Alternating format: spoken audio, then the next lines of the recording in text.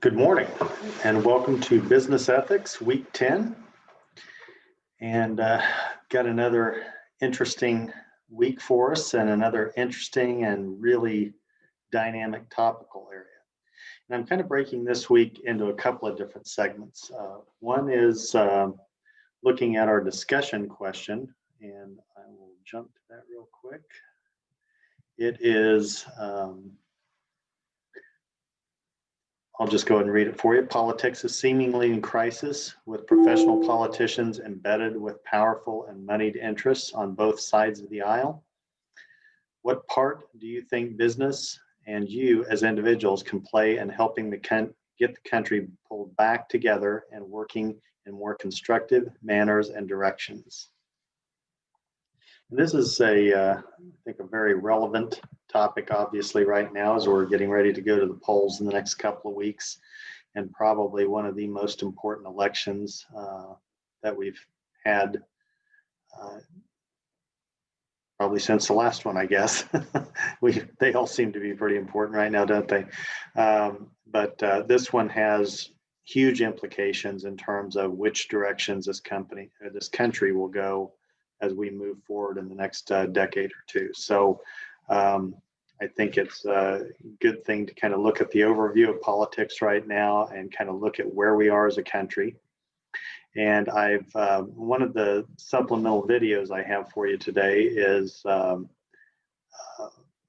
actually the last one I have listed, so you might want to take a look at it first. But it's about a 3 or 4 minute video on another time in our country's history when we were seemed to be divided and broken politically, and it was back in the late 60s. And so it's a very poignant video that I think you'll enjoy, but it might also cause you to reflect a little bit and just think about what it means to be an American. What is our role in all of this, and what role should we play, and what changes can we make in the way that we behave individually and in the groups that we're associated with that might help heal this country and pull things back together again, because we're getting wedged apart on so many levels right now, and we really need to try to find a way to hopefully accomplish that. So anyway, that's one of the videos I've got for this week. Another one, actually a couple, one of the things that I'm keying in on for this week is kind of moral relativism. And so I've got a couple of videos that will give you a good 360 view of that. One's called Meta Ethics. It's from Crash Course, and it's one of their videos. It's about a 7-8 minute video, but it's just incredibly well put together. These always are, and they give you a really good round the horn view of ethics and relativism and meta ethics. And then the second video is from a professor, and I could not ascertain the name of the gentleman, but it's about a 4-minute video, and he does a really good job of looking at relativism, probably more from a moralistic standpoint. You can tell he's probably a professor at a faith-based institution, and so he looks at it. The first video, Meta Ethics, is kind of more on a intellectual level.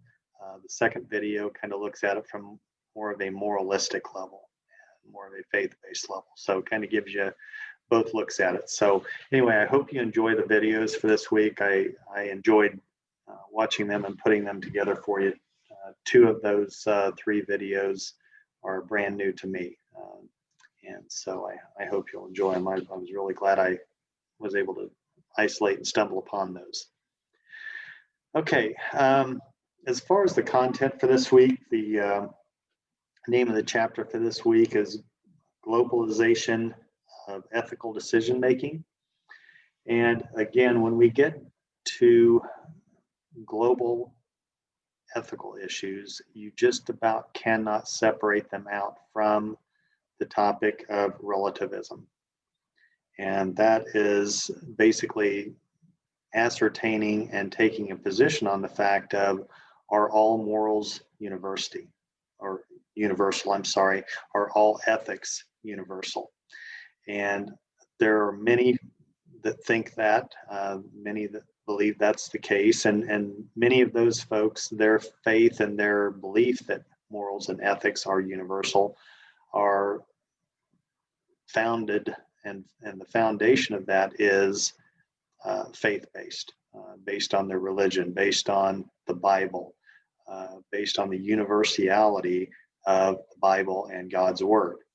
And so that's where a lot of the foundational elements of moral relativism come in. So that's why I've got a couple of videos looking at that from a couple of different angles.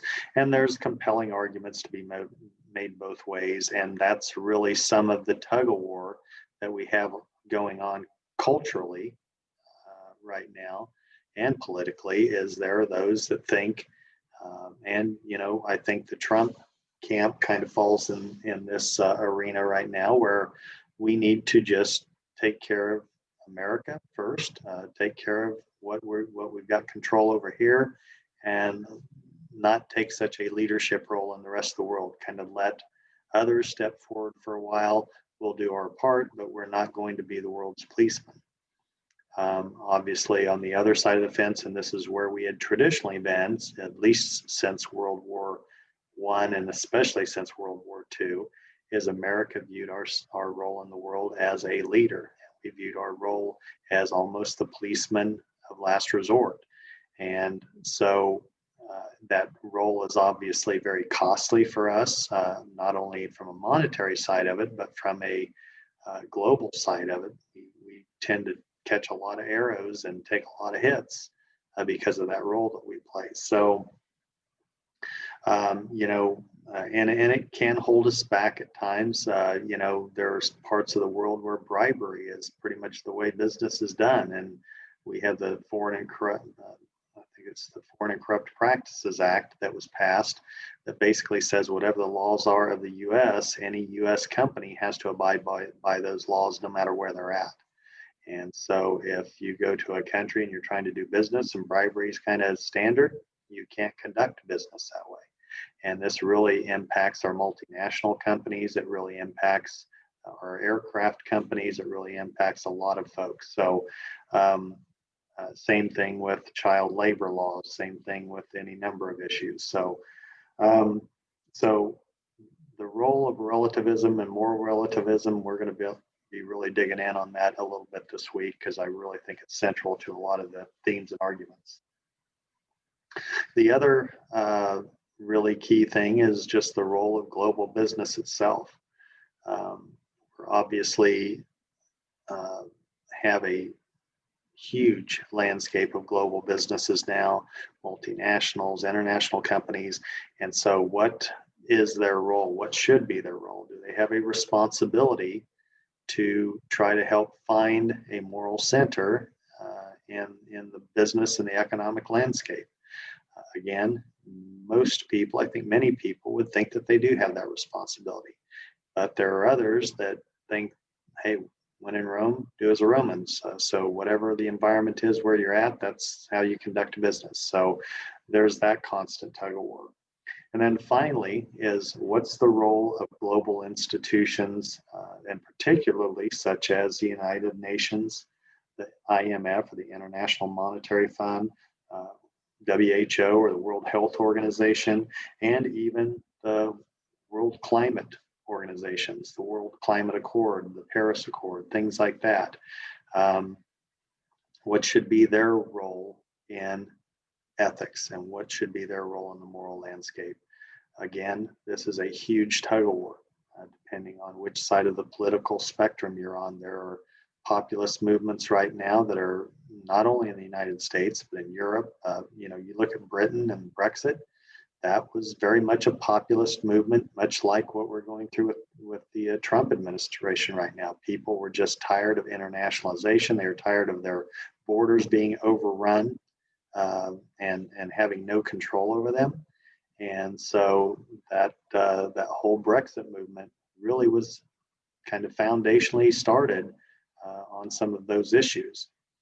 And so what should be the role of global institutions? How much power should they have? I mean, the European Union, that's a big part of Brexit. And you've got other countries looking at that same thing in terms of these countries feel like they're states now in the United States. They feel like they've given up their sovereignty of their country to the European Union.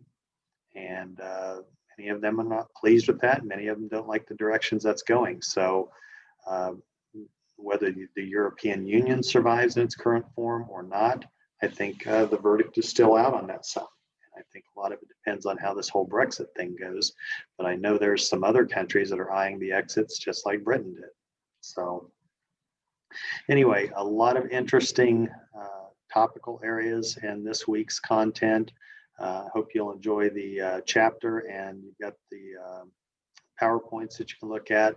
And I particularly hope you'll enjoy the videos that I selected. I think they really give us a good 360 view of all that. These are all, I mean, all very difficult issues. And there's, I mean, honestly, there's times even my own opinion on these things kind of goes back and forth on the spectrum periodically. I mean, they're just not cut, dried, black, white answers. And so we've all got to try to figure out where we land on those scales, and whether where we are currently is sustainable for the long haul, or whether we might change back and forth depending on some of the events that happen globally. So anyway, hope you enjoy the content for this week, and look forward to talking to you next week. Be sure and reach out to me if I can help in any way, or if you have any questions. Thank you.